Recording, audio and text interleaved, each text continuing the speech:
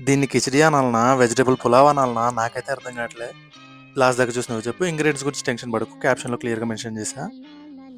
If you are looking for lunch box recipe I'm sure you'll love this.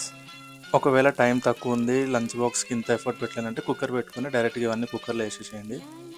Vegetables అన్నీ లైట్‌గా వేగిన తర్వాత over night నానబెట్టుకున్న sprouts mixture తీసుకొని దీంట్లో వేసేయండి.